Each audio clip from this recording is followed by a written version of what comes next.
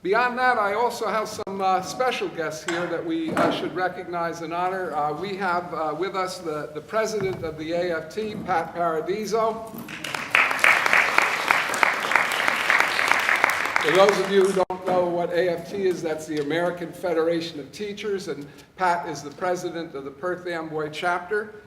We also have the president of the Perth Amboy PTO, Donna Stewart. And last but not least, we have some very honored guests that we've invited here just to see how we do things at the Perth Amboy Civic Trust. We have Mayor Wilda Diaz.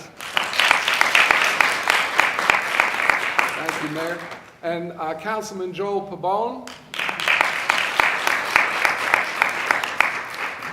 We also have members of the Perth Amboy School Board. Randy Conver, excuse me. Tashi Vasquez. And Junior Iglesias. So we're very complimented that you've all come out tonight, and we appreciate it a lot. Let me just state the ground rules and then introduce to you the panelists. The bottom line is that the purpose of this forum, as are all of our forums, we've had one recently in Perth Amboy on redevelopment, is to acquaint the civic trustees and their guests, fellow citizens from Perth Amboy and our other trust cities, with the decision-making process of government, whether at the city government, the school board government, redevelopment agencies, etc., so they can better participate in the decision-making process and bring solutions to the officials who make the final decisions that will better their city. And we're going to make it clear that this is not a forum on any particular Perth Amboy issues that are currently before the board, because it is about process and best practices. Our panelists will answer any question you have about how decisions are made, and they'll also offer you some best practices and solutions. We're going to start off a little differently. We're going to start with questions and answers of the panelists from you, and I'll kick it off as moderator. And then we're going to allow the panelists to reflect on what they've heard and offer you best practices and solutions. One other note is one of our panelists, Jonathan Bush, will have to leave here at approximately 7:15, somewhere around there. I'm giving him 10 minutes to get to North Brunswick. But we'll start off with him out of consideration for his later meeting tonight. I want to introduce the panelists. And so let me start with Jonathan Bush. Jonathan is an expert in school law. Jonathan, oh wait a minute, we have some additional people who have just arrived. We have the school superintendent, Mr. Roman.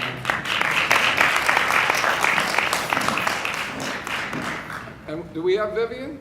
Yes. No, okay, okay.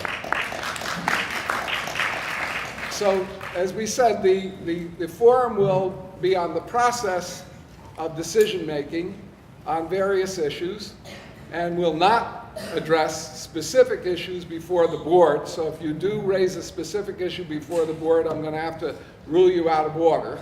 But you can ask about decision-making processes behind any issue. Jonathan will be our first panelist. I'm going to introduce all three of you and then go through it. Jonathan, as I indicated, is an esteemed expert in school law. He has his degrees from the University of Maryland, his master's from Columbia University, and his law degree from Rutgers. His firm has offices in Mount Laurel, Metuchen, and New York City. They represent approximately 25 school boards around the state of New Jersey, and we're very honored to have Jonathan here with us. Next to Jonathan is Dr. Dale Caldwell. Dale, let me see if I can, his resume is too long for me to say. Dale is a graduate of Princeton University. He has an MBA in finance from the Wharton School, and he has completed the Harvard Kennedy School Senior Executives in State and Local Government program. Dale is the president of the Educational Services Commission. He's also been president of the Middlesex Regional Educational Service Commission. And he is presently, if I got it correct, president of the New Brunswick School Board. In 2009, he was named the New Jersey School Board Member of the Year by the New Jersey School Boards Association, and also awarded in 1998 the New Jersey Pride Award in Education from New Jersey Monthly Magazine. Ladies and gentlemen, Dale Caldwell. And we're very, very honored to have with us Dr. Nicole Oken. Now, many of you probably know Dr. Oken because Dr. Oken is a Perth Amboy resident. And she's been a participant in many activities having to do with the city, and often outshines her other half, but we're not going to say anything about him here tonight. Hi, Barry. Good to see you. So Nicole started as an elementary and middle school teacher, moved on to become principal, then assistant superintendent of curriculum, and finally superintendent of the Old Bridge school system in 2002. She has a doctorate in education from Rutgers University, and she has completed the program requirements in school leadership at the Harvard Graduate School of Education. Nicole has many accomplishments, too many for me to list, but one that's relevant to Perth Amboy right now, and that is that she overseed the development of a $64 million school project in Old Bridge, and I might say brought it in on time and under budget. So ladies and gentlemen, welcome Nicole Oken. All right, so we're going to kick off. As we said, there's going to be Q&A in the beginning of the program, and then the panelists will offer their best practices and suggestions at the end of the program. And we're going to begin with Jonathan Bush because of his need to get out of here at, what, 7:30, Jonathan? Just keeps pushing it back. I'm giving him a hard time. He's going to have to get out of here by about 6:35. Yes. All right, so Jonathan, some of the general questions we could kick off with, and then if there are any trustees who want to add to them, the questions of how does the school board consider issues of discipline and make decisions about its discipline policies? How does it make issues about, decide issues about curriculum? How does it organize itself, and how does it set its agenda? If you could just give us an overview of some of those processes, and I'm sure you'll all just pick up from there with any questions that you might have. Absolutely. So thanks for having me. I have a meeting at North Brunswick Board of Education, which is one of my clients at 7 o'clock, so I have to leave early. I apologize, but I thank you for having me today. One of the most important, I guess, functions of the board, the function of the Board of Education, everybody hear me back there? Make sure? Okay, good. Is their governance function, its governance function, okay? Boards of education are wrapped up in governance, in policy, in sort of big picture matters, with the exception of those matters that the state law, and state and federal law, really state law, have designated should come specifically before the Board of Education. For example, harassment, intimidation, and bullying matters, particular curriculum decisions. And again, those are overall curriculum decisions, not administration decisions, but overall decisions on curriculum. Discipline matters, for example, but only at such time as some of these matters come before the board. For example, in the case of harassment, intimidation, and bullying, there's a process where a parent, if they're upset with a decision that the administration makes, they have a procedure to appeal before the Board of Education. At that time, the board has an opportunity to hear the matter and then, of course, make a determination either in favor of the administration or overruling the administration. Same thing with student discipline. If it is a long-term suspension, okay, and you've got a situation where a child has been suspended for more than 10 days, in those situations, a child has a right to a hearing before the Board of Education, and in that case, a board gets to get involved in a student matter, right? So generally speaking, the board makes policy. The administration of the board is the one who performs the work on the ground. They're the boots on the ground. And there are matters where it's a little more gray, but basically speaking, that's the breakdown of the Board of Education and the administration's role. All right, are there any questions that you have of Jonathan, either on what he just spoke about, or if you have any questions on the decision-making processes of boards of education. I see your hand go up, Donna? No. Okay. I can add something, because sometimes with my clients, I find that board members can become frustrated with the fact that they get elected, they work really hard, they become elected, most districts are elected, although we do have some appointed boards in New Jersey. A board member gets elected and they realize that their role is really constrained, just to governance.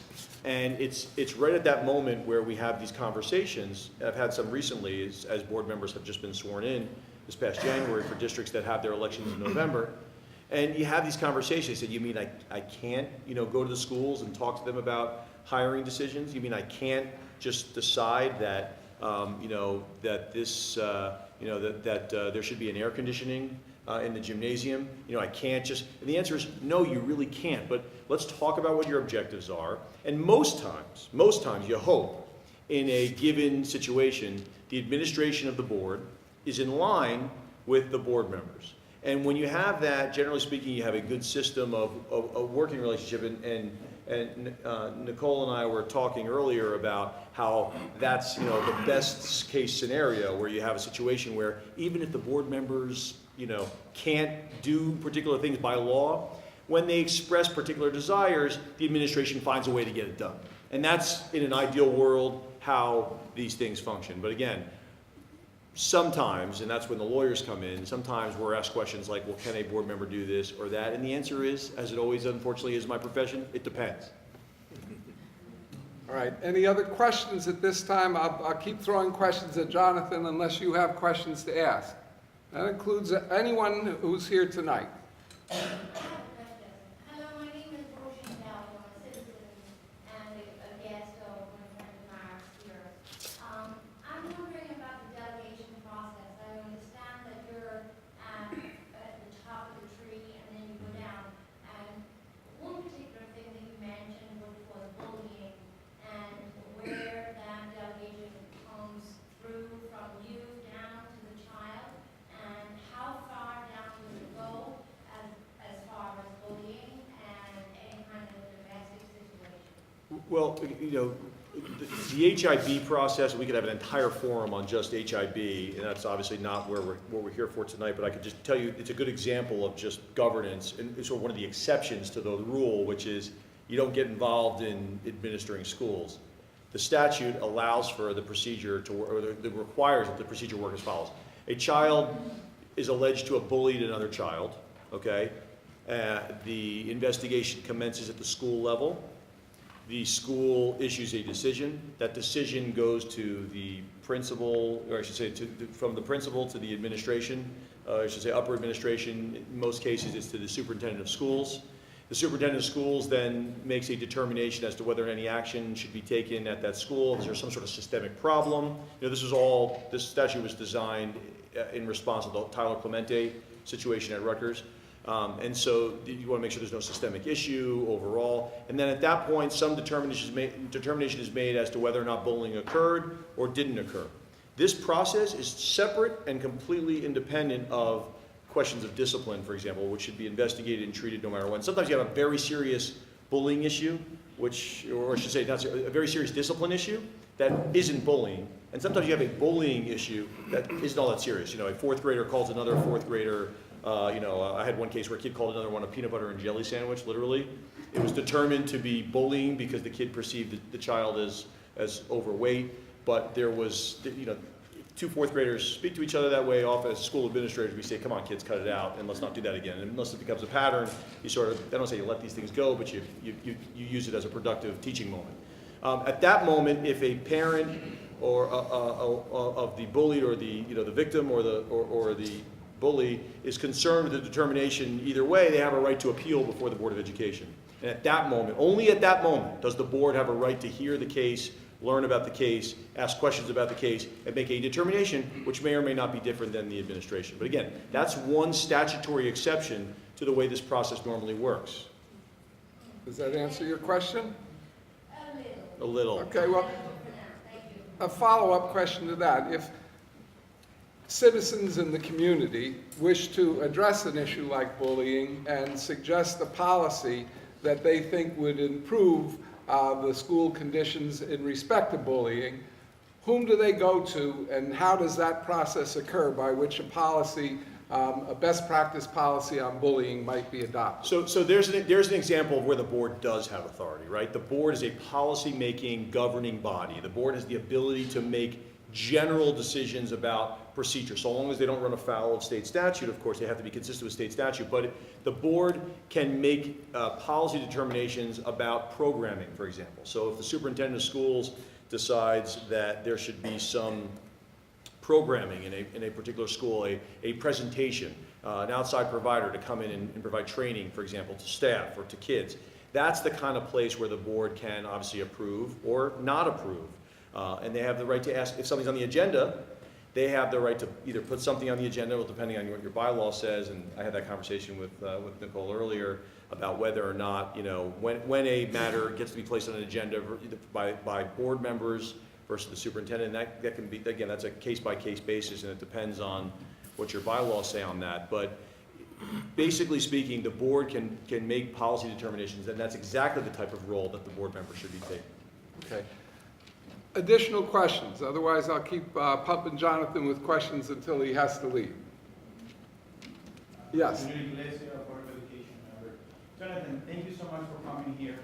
Appreciate your expertise in school law. Can you describe a little bit about what is the doctrine of necessity, and is that a requirement? Do you know of any situation in the Board of Education where there's 7 members or 9 members, where the minority, 2 board members or 3 board members voted and took action on any motion? So the doctrine of necessity, I happen to be, I happen to deal with the doctrine of necessity often because one of my districts just happens to have at least every year, at least a majority of members who are conflicted. The doctrine of necessity, for those of you who don't know what it is, in my opinion, the most ironic concept in all of school law. And that is that nobody can vote, so everyone can vote. All right? So, and I wrote an article about this in, I think, 2009 or 10, and I still get phone calls. I was at a different law firm at the time. People track me down now and say, hey, was that you who wrote that article on doctrine of necessity? I don't think very many people write about the doctrine of necessity. But when you have a district that is involved with the doctrine of necessity, it is a really important subject, and maybe that's something, Junior, that you've dealt with here at Perth Amboy. When a majority of board members are conflicted, and a conflict can be for a variety of reasons, but let's just be simple here. Your spouse works in the school district, let's say, and you're voting on the contract for the assistant superintendent who supervises your spouse, okay? That would obviously be a conflict, all right? In that case, sometimes we have people who are really active in the community, and their families are really active in the community, and their families work in the community, and sometimes a majority of the board members' families even work in the community. And so to make this simple, we got a majority of a Board of Education that is conflicted. The question then becomes, well, how do you take any action at all? Because you don't have a quorum of board members eligible to vote. So in that case, the State Board of Education and the School Ethics Commission has determined that there's something called the doctrine of necessity, saying that it is a necessity that the board act or it can't do anything. You'd be crippled by the fact that you have these conflicts. And so you have to read this resolution, which is quite long, as a means of being transparent to tell everyone where the conflicts are. Whereas Jonathan Bush's wife is a teacher in the school district and is indirectly supervised by, just to use my example, the assistant superintendent of schools. And whereas, you know, Dale Caldwell's, son is a teacher in the district who is indirectly supervised by the assistant superintendent of schools, and you explain to everyone what the conflict is, and then once the doctrine of necessity has been, now therefore be resolved that we still have to act even though we have all these conflicts, and now Jonathan and Dale can vote. So even though we're conflicted, once we've invoked this doctrine, we're eligible to vote. But you can't just willy-nilly invoke this thing. It's very serious. You have to have an actual majority, not a majority didn't show up that night. So if you have 7 board members, and that night 4 showed up to the meeting who happened to be conflicted, but on a normal night, the other 2 members who were out okay, would have made it 5 members eligible to vote. You can't just invoke it because that night people didn't show up. Your board actually has to have a majority of members who are conflicted in order to invoke this thing. And then once it's invoked, it's fair game. And so you end up, people are voting on these things who would otherwise be conflicted. So that creates a dynamic sometimes, and there are people who believe, I'm not going to get into the policy of it, that's not my job, I'm just a lawyer, right? There's some people who believe, well, why would you be on the school board if you have a conflict at all? And you have all this kind of dimension to that, but at the end of the day, when I'm asked legal advice on this, I have to give it. You as a board have to act. The only way to act is to invoke the doctrine. So it's rarely used by districts because, there's not that many districts that have that situation, but when you have it, man, you use it all the time, that's for sure. Just a follow-up question to that then. I've been an elected official, not on a school board, but on a local government and a county government level, and I've dealt with legislation on the state government. And there's rules of the game for the operation of all of these governments. On the county government and local government, they call them administrative codes. You're talking about a doctrine of necessity now and mentioning that there might be conflicts. We talked about other items before. Where do the citizens find the rules of the game by which the board decides things? How far does a conflict policy go? Does it go beyond the spouse to the first cousin, second cousin? If a solution is brought by civic trustees that they'd like to have the board consider, how does it get on the agenda? Where are the rules of the game for school board members? What are they called, and how do they find them? So there is, so we have the school laws are found at 18A. All right, so when you're looking at the green volumes, right, or many of us who use the internet these days, right, 18A. But if you look at the green volumes, it'll say education down the side, 18A. That's where all the school law is located. We also have the regulations. So statutes are enacted by the legislature. Regulations are enacted by the State Board of Education, the Department of Education, okay? And those are the more detailed, nuanced, here's how you do what the statute tells us to do overall, but here's kind of how you get there, and here's the more specifics. The more specific, the Department of Education deals with the specifics, the legislature just enacts these general laws. So 18A is where the statutes can be found, 6A is where the regulations can be found, and then you have other areas that you look at from time to time. School law is really narrow. It really is focused on those 2 areas. But for example, you've got the Open Public Meetings Act, which I know this entity deals with all the time, and that's found in Title 10. So that's not an 18A. But basically speaking, you can find everything you need in 18A and 6A. And it's not exactly good bedtime reading. I mean, this stuff is dry as anything, which is why we do what we do and get paid to do what we do as lawyers.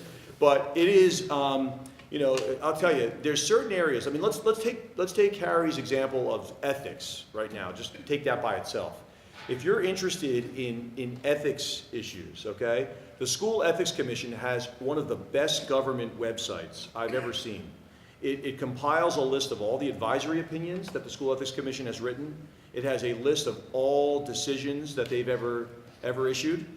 And it also sort of gives general overviews. And the School Ethics Commission is all over the place. During the Christie administration, they reversed themselves on a variety of issues a number of times. But most recently, they've started to understand that they've confused us, all of us, not just lawyers, I mean everyone. And they have issued a table as far as what your relationship is with a particular person, is spouse, child, dependent child, right? So the question is, what is a dependent child? But that's really an IRS determination. But all these different facets, and then the columns as to whether you're conflicted or not. I mean, it's so nuanced. For example, with negotiations, if you have a spouse that works in another school district, but you have in this district, for example, you have AFT, right? But in some districts, it's NJEA. I know AFT, there's not as many units in the state. I think they're in Newark, they're here. I don't know how many other, you're the AFT local president here, right? So how many other units do you have? There's 4, there's 5 altogether in the state of New Jersey? Okay. Well, NJEA, this happens more often, where you have a spouse that works in another district as an NJEA employee. The School Ethics Commission has held, listen, what happens in this district, because it's an NJEA unit, may impact what happens in another district. So there's some linkage there. So but it's not a lot of linkage. So for example, you can't be involved in negotiations even though your spouse works in another district, but once a memorandum of agreement is in place, which is when the committees agree before it goes to the board and to the ratification process for the whole unit, once there's a memorandum of agreement in place, at that point you can be involved. So it's like, well, I don't know what the difference is between the two. In my view, it's just easier to tell everyone either you're conflicted or you're not. But there's nuanced aspects of this, and to find that, you should go to the School Ethics Commission's website. Got 5 minutes before you have to leave for North Brunswick, Jonathan, so I have one last question. You gave us the law that's created by the legislature and the law that's created by the New Jersey School Board, the regulations, as you refer to them.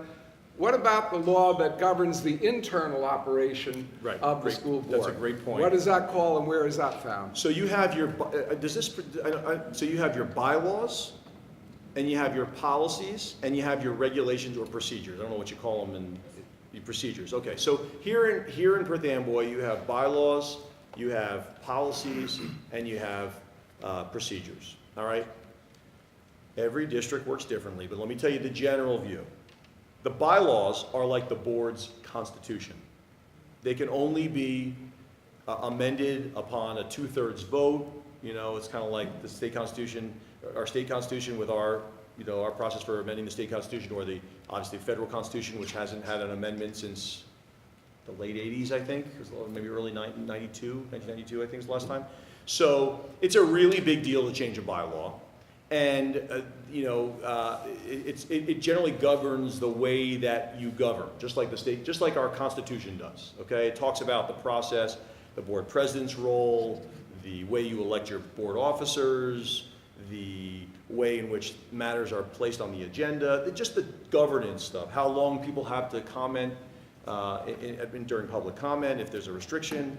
And then you have your policies. The policies are more like the HIB policy, or use of school facilities policy, where boards of education have an opportunity to make policy on how their boards operate. And then you have your procedures, which are your procedures here in Perth Amboy and other districts that are here represented. Are they adopted by the board, or are they just made by the administration? They're enacted by the administration, usually. Yeah, because boards of education don't generally vote on procedures, just like the state legislature, as I talked to you about with 18A and 6A, which is the regulations. The regulations are the weeds, right? It's the how do you get from A to B to C to D. The legislation is, or the statutes are how you get from A to D, right? The details are in the regulations. The regulations, generally speaking, are a lot longer to talk about the same topic as the procedures are a lot longer than the policies that they come from. Of course, nothing in a procedure can be inconsistent at all with a policy, but again, the policies of the bylaws, that is bedrock board responsibility. If there's a concern and the board doesn't like the way a policy reads, as long as it doesn't violate state law, they can change it. Question here. You mentioned policy, so what if the board already, there's a policy to follow, but then they don't follow it? Like, what's a recourse? It's a great question. Does everybody hear the question? No. What happens? Question that was asked. Go on, John. So what happens if the board violates its own policy? Was the question, or bylaw? Let's say Doesn't follow its own. or procedure. It depends. It depends on what the board wants to do to itself, because at the end of the day, the Board of Education, in most, in my cases, my client, right, and I'm going to defend this, right, on behalf of the board, no matter who my board is the one who makes a determination as to whether or not it's following its own policy or bylaw. Now, I'm going to take my Board of Education attorney hat off for a second and put on a citizen hat, because that's what we're speaking to mostly here. And I'm going to say that if I'm challenging a board action, one of the first things I'm going to do, especially if I can't find a statute that was violated specifically, although if there is one, I'm going to argue that obviously first. But the next thing I'm going to throw before the judge is, Your Honor, they didn't even follow their own policy. And at that point, that's where you start to, you really can get some movement. So while it's the board that makes a determination on whether or not it's followed its own policy or bylaw, it can be a problem potentially if there was a challenge to the board on a particular action to the extent they didn't follow their own policy. Because any judge, I think if any of us were judges, we'd say, what are you doing not following your own policy? What's the point of a policy if you're just going to do whatever you're going to want to do anyway? So, Last question before you leave, Jonathan. The civic trustee's role is to research and find best practices, evidence-based solutions that are working in other areas, and bring them to the authorities for adoption. Whom do they go to if they want to get a solution that they've come up with on the agenda for consideration? So I always talk about the supermarket.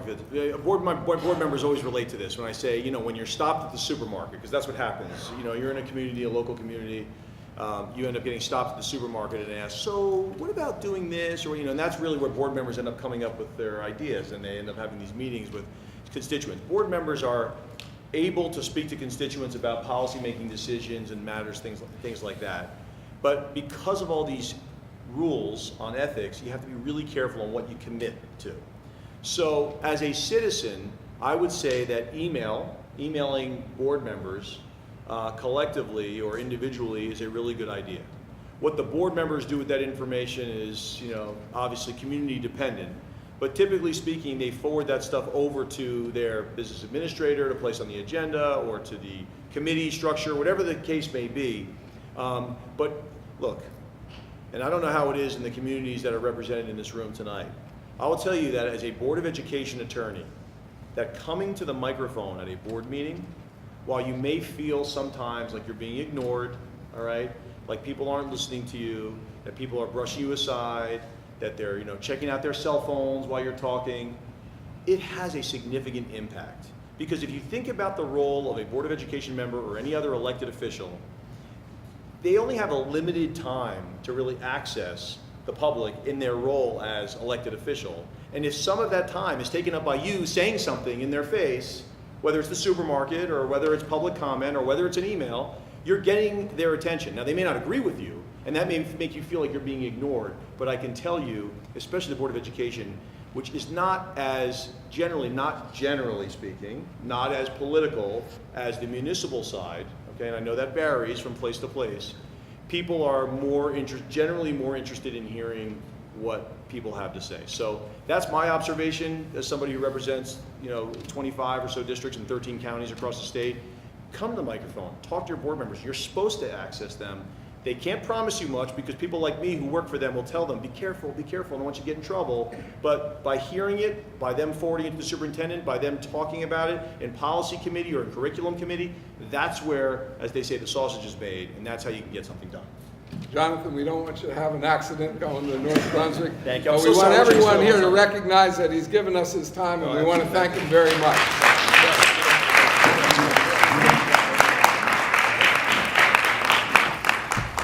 As we segue to our next panelist, I just wanted to interject a couple of things.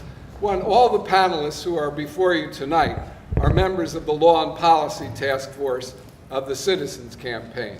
And there are several other experts in government law, board members, and former superintendents who serve, all without compensation. So we want to recognize that they do that on a volunteer basis. Also, one other item to footnote to Jonathan's presentation is that the New Jersey School Boards Association is extremely helpful, not only to school board members, but the citizens as well. Their current vice president is our county chair from the Citizens Campaign, Christy Ty. And I talked to her recently. They're willing to send someone to present to the civic trustees. And she told me also to make sure that everyone is aware that they have an attorney on staff 24 hours to answer questions from school board members at any time. So if you have a question as a citizen and you want to find out, you can always ask the school board and they can find out. They also have a Middlesex County representative that will come to the school board at the request of board members to conduct a forum on any issue that the school board members are interested in. So again, as citizens, if you have an interest in further information, you can always, as Jonathan said, meet a school board member in the supermarket and say, wouldn't it be great to have a forum on such and such? And that's available to you through the regional representative, in this case, the Middlesex County representative of the New Jersey School Boards Association.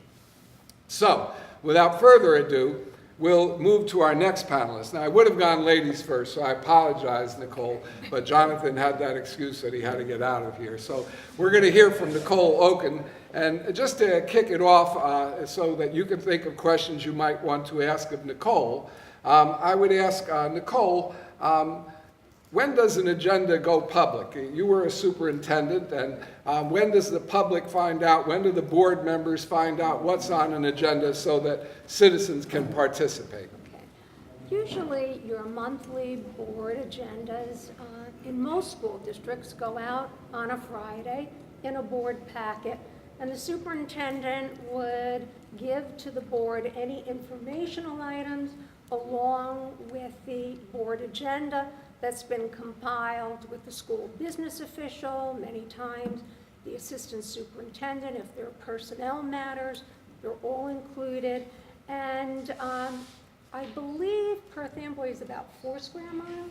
Well, Old Bridge was a little over 40 square miles. So depending on where our board members lived, okay, they would be delivered on a Friday, and the agenda session would be on Tuesday. And the agendas then would also be posted online so that board members would be able to see it in person. They'd be able to see it online. And then Tuesday night, you'd have your agenda session. There could be things that are changed on that initial agenda. And then the following week, you would have the board meeting, which is naturally an open meeting. You would also be able at that meeting to ask questions, because there's always a public time to ask questions about agenda items. So that's usually the process that's done. Can a board member or a citizen ask a board member to add an item to the agenda? Normally, what's done is a board member does not act individually. You work as a team. If there are several board members that are requesting that something be added to an agenda, that's something that you'd have to discuss with the superintendent. Many times, there ends up being a meeting of the committee of the whole, where everyone needs to discuss an item that the board feels that they would like to be put on the agenda. Now, there are different things for different school districts. In Old Bridge, in our board bylaws, board members, if there's a quorum, can request something to be put on the board agenda. In other school districts, that is not an option. The agenda is the superintendent's agenda, and hopefully the superintendent will work collaboratively with the board. You want transparency, you want to work together, and we're all here for the same thing, and that's our kids. And we have to leave our egos at the front door. Sometimes we have to compromise with one another, but the main thing is to provide a thorough and efficient education for our kids in a safe learning environment. Any questions that any of you have for Nicole from the perspective of a superintendent? It's not a question, just a follow-up. And I'm speaking Tashi, not as a board member. I'm not representing the whole board. I'm speaking as an individual. I could say that for items to be presented, I know that we go through committees. So So if you have an item that you'd like on the general agenda, it's typically presented first at a committee level. And then the committee determines if it will go on to the full board. So. But if you have... But if we do have a quorum, yeah, it is in but our if you bylaws. do have your Board of Education committees, which are very important, and you as a committee feel that something needs to be brought to the attention of the superintendent and his designees, and many times it's the assistant superintendent if it's curriculum, because your superintendent can't be at every single meeting, okay? That is something that you have your assistant superintendent involved, sometimes supervisors involved. And if there's something that is a change that the committee would like to see on the agenda, that would be discussed with the superintendent, before anything else. And sometimes you need to have a meeting of the committee of the whole to discuss it and see if you have a quorum of board members that would like to see something move forward. All right. Yes, we have another question back here. Hi, I'm the civic trustee. Who decides what programs get funded and what programs get cut? Program, well, An there's, example, art programs, or wrestling programs, or things of that nature. well, Everybody hear the question? Yes? Okay. there are mandated programs, and then there are other programs that are not mandated programs. For example, physical education, kids have to have so many hours of physical education and health a week. One of the areas that usually gets cut is art and music. However, all of the new research and all of the new studies, and one of the things that I wanted to bring out on best practices is something that New Jersey School Boards Association has. And it used to be called STEM, and it's now called iStream Services. And this is science, technology, engineering, math, and they've added the arts now because they have discovered through research that the arts are extremely important in developing higher level thinking skills. So we would be hopeful that your board members, when they go and they have mandated courses that they have to take, that they'll look at something like iStream, and they will bring that back to the district and to the curriculum committee and involve school boards and see if that's something that they might want to interject into the curriculum. But who decides about programs are your superintendent in concert with the Board of Education, and nothing can happen, without the board voting on it, You can't just say, oh, we're not going to have this anymore. The board would have to vote on that. And hopefully it would be a wise decision that's made collaboratively. And it's not something that would just be done because you've got to cut the budget. Yeah, just, you have a question over here.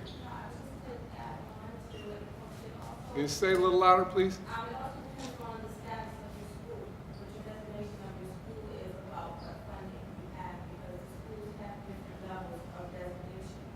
So if your school is a focus school, a priority school, or undecided school, you get different levels of funding for those schools, especially if your school is considered a Title I or that has an ESL program or other secondary programs. It also determines the funding as well as the program.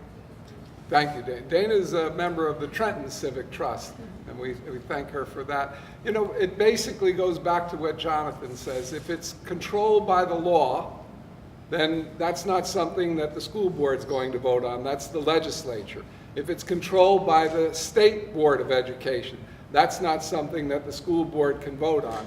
But other things like that that are not controlled that way are ultimately decided upon by the school board. And as Nicole pointed out, it's best when it's decided in concert with the superintendent, because that makes for a good school district. I have one final question for Nicole, and then we'll go to our next panelist.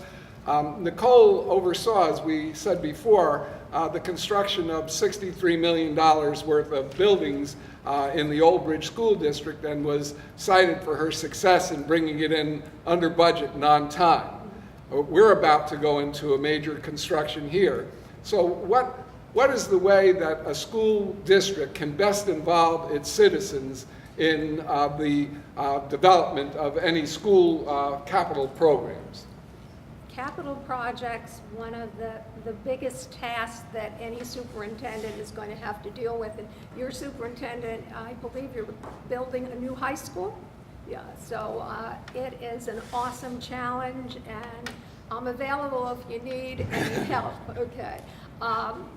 The one thing that I can say to you is you have your experts, and it's really important to make sure you have experts, including a clerk of the works, and people that can report to the superintendent and keep those change orders down. Hold their feet to the fire.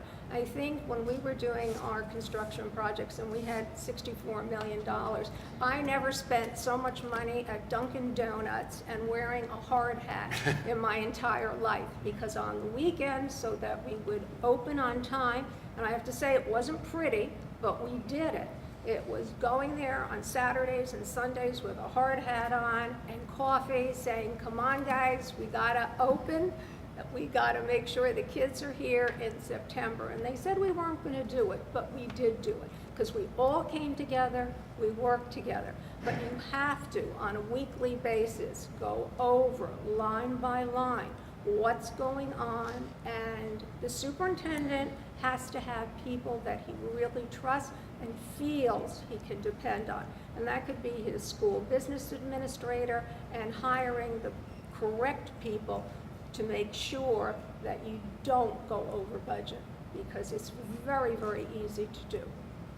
Any other questions on input with respect to buildings and other capital projects in the school district? All right, hearing none, we're going to then move over to our third panelist, Dale Caldwell, Dr. Caldwell, excuse me. Dale, just as a startup, your resume includes the fact that you're president of the Educational Services Commission. Can you briefly explain what that is and what its relationship might be to a Perth Amboy School District, for example? Well, your superintendent sits on our board, and we're happy to have that. It's really one of the superintendent of the Educational Services Commission of New Jersey. We used to be Middlesex County, and then we became Middlesex Regional. Now we're Educational Services Commission of New Jersey. It is really a model of what's right about schools, because we educate, literally the hardest to educate, young people, students who are multiply disabled, who are in wheelchairs, students who are on the autism spectrum, students who are dealing with emotional issues. And we changed our name. The Board of Education allowed us to change our name last year because we service all 21 counties. And the reality is we don't get any state money.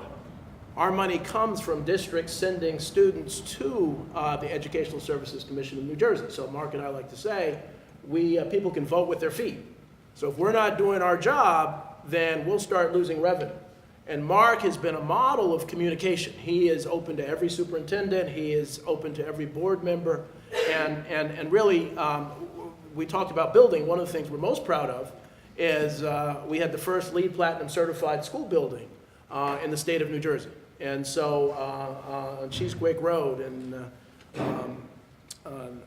Sayreville. And so the Center for Lifelong Learning. And it's for students in it was actually the 19th greenest school in the country. And it's the first one for special needs students. So it's the first school in the country for special needs students that is green. Because so often we forget about these important young people. And so it's a model. Now, the way it works is that we have a representative from every one of the districts, initially just in Middlesex County, of the 25 districts. I'm the representative from New Brunswick. I've been on since '99. And now, because we're ESE and J, we have actually 30 board members.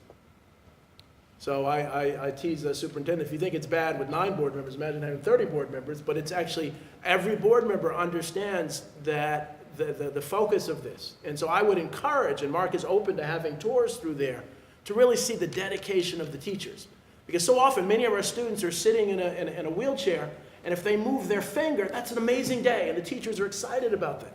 So it's important to understand and really come back to understanding what this education is, because there's a lot of conflict, there's a lot of politics in education, but that gets us away from why we're there. And I brought my 13-year-old daughter Ashley in the back, who's an 8th grader at the Woodrow Wilson School in New Brunswick.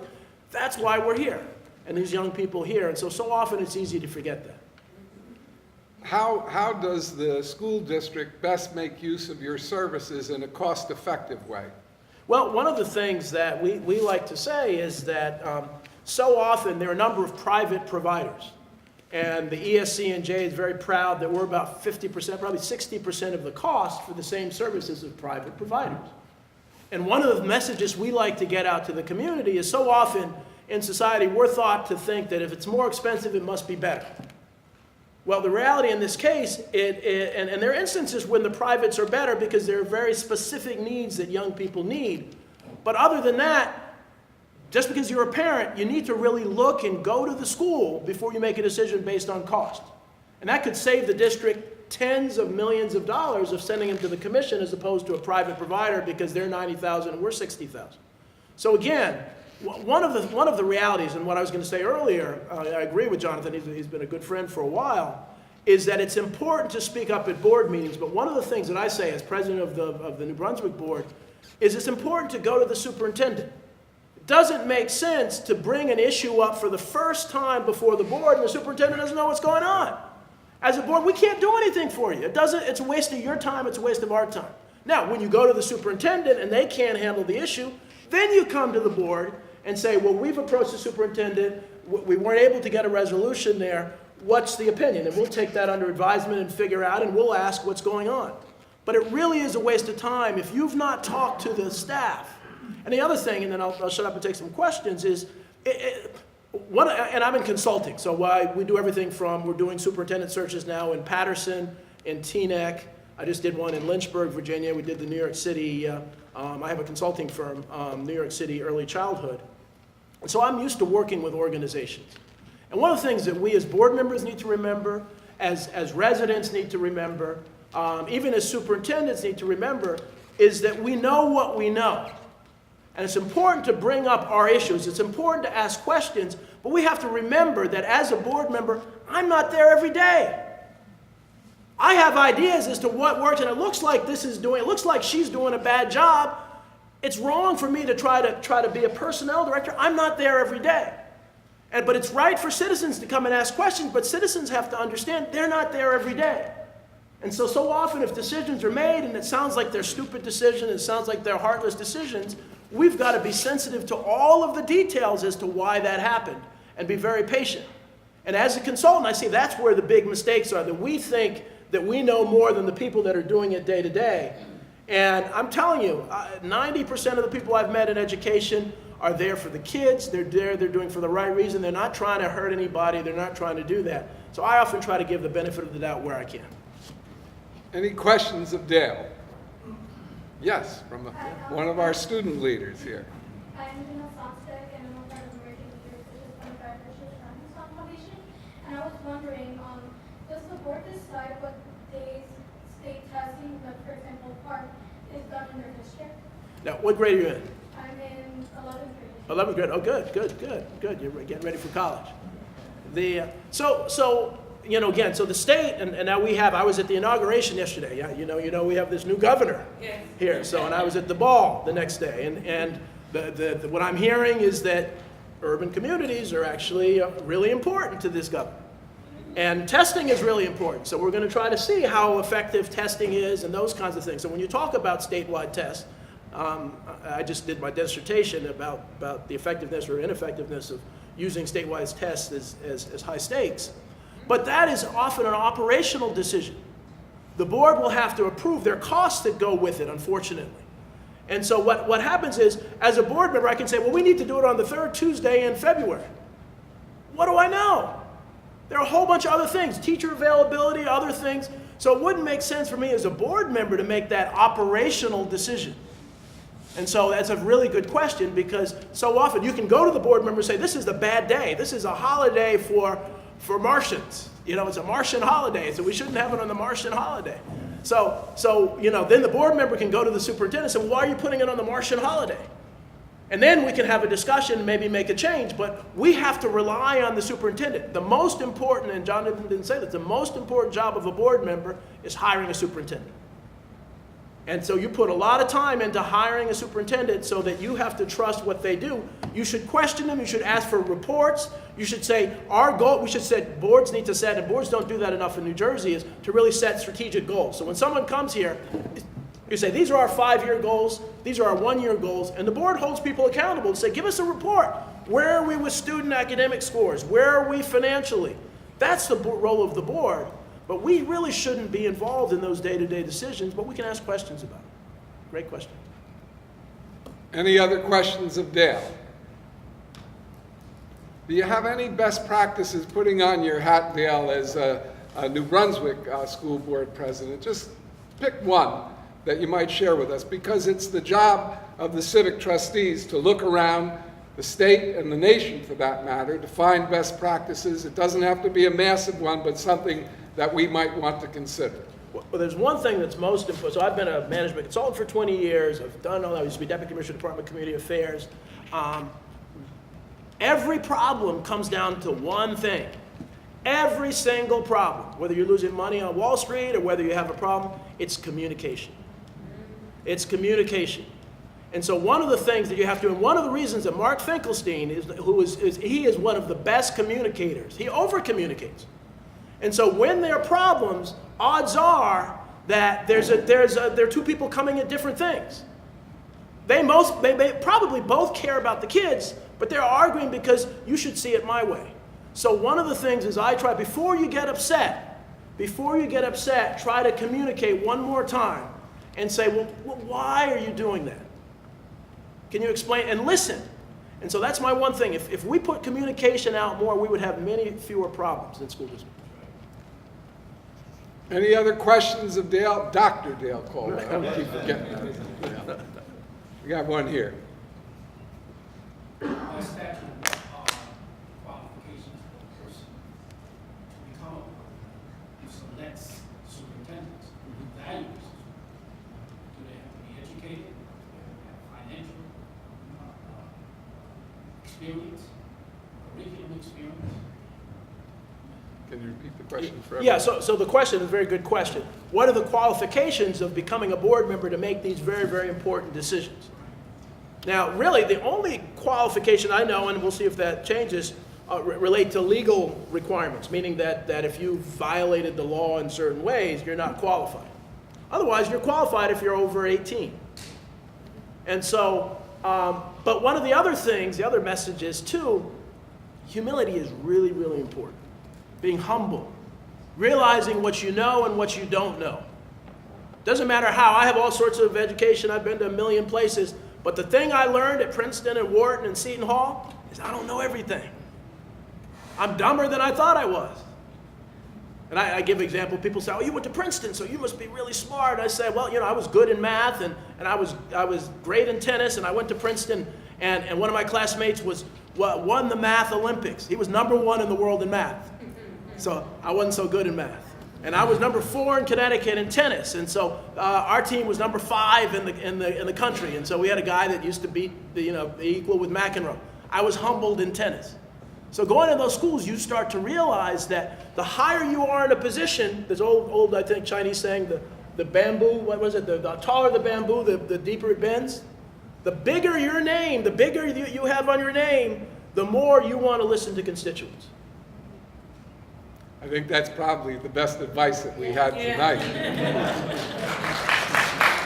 All right, so what we want to do then is wrap up the panel discussion right now. We have a few announcements from the home office of the Citizens Campaign, and then we're going to break. Anyone who's a guest is welcome to leave and just do our business portion on other issues that the civic trustees in Perth Amboy are working on. First announcement I'll make is we actually just had a call just before this meeting began from Robert Gregory, who's the superintendent in the Newark School District. You may recall, those of you who are trustees here, that Christopher Cerf, the superintendent who will be departing on February 1st of the Newark School District, had decided to put the solution that the trustees brought to him for Solution Civics into effect in the entire district. It's being piloted right now in Newark. Well, Robert Gregory, who's taking over now that the Newark district has switched to control of the city, has reaffirmed that commitment and will be convening the social studies teachers of 9th and 10th, 11th and 12th grade American History and Social Studies on January 31st for a training by the Citizens Campaign. The next announcement is that the RFP is about to go out for the Citizen Campaign Civic Trust Portal. And our new board member, Jim Johnson, I don't know how many of you know who he is. He was the one who finished second in the primary to Murphy. Jim Johnson has now reached out to Barack Obama's advisor on the portal that they designed to help us with the design of this portal. And this portal will be able to offer Solution Civics curriculum for high school level, college level, and for adults on a 50-state basis. It's going to take some work, and it probably will not be up and running for at least 6 months, but you have to know that it originated in trusts here in Perth, Amboy, Trenton, and Newark, and now is on the verge of going national. We also would like to tell you that Dr. Joseph Youngblood, who is the Dean of the Thomas Edison School of Public Service, will be working on perfecting and piloting the college-level offering of Solution Civics. So all citizens will know how they can participate in the decision-making process of government, whether it be school board, city council, or any other government entity. And we'd like, in that connection, to make another announcement and to introduce a new staff member from the Citizens Campaign who's going to help us with this national expansion effort. She's here with us tonight, Sharon Little. Sharon, would you just stand up? So if there's problems or questions, don't call me, call Sharon. All right? And then there are a couple of other things. You mark your calendars for May 1st. That will be the Citizens Campaign annual gala. We will be having as our honoree and recipient of the Al Copy Award for Exemplary Public Service, Larry Downs. Larry is the CEO of New Jersey Resources and was a very strong advocate for service. He's participated in a number of capacities, including the New Jersey School Boards Association. So mark your calendars for May 1st because that will be a great time. And then one last announcement, and that is that applications are open for civic trusteeship for the 2018 year in Perth, Amboy, and the other city trusts. So if you know people who are concerned about making their city better than they found it, who are willing to follow our no-blame approach and come up with solutions not out of their head, but solutions that they find that have evidence of success in other communities and are cost-effective, please reach out to them so that they can become civic trustees and learn what you've learned. And I thank you all so very much. I want to ask you to give another round of applause for these panelists. They're the best. And I want to thank you all for the dedication that you're making. You know, we all take the civic pledge to leave our city better than we found it by pursuing practical solutions instead of pointing out problems and assigning blame. And it's your example that's beginning to change the political climate from the finger-pointing, blame game practice that we see across our country so much, and we're beginning to heal the division that kind of blame game is created in government. So I want to recognize you and thank you before all of our guests. And last but not least, I want to thank the public officials and administrative officials who come here tonight. It's helpful to come together as a community in the search for solutions. So I thank you all very much. We're going to take a 5-minute break. Let's thank Harry. Let's thank Harry for putting all this energy over here. It's the staff people here. Joel Rosa, Steve Galante. Here's Terry. Terry Alston, I can't see where she is, but Terry Alston, who did all the work. I just take the credit. That's my role. All right? We're going to reconvene in 5 minutes as civic trustees to work on current matters and other issues.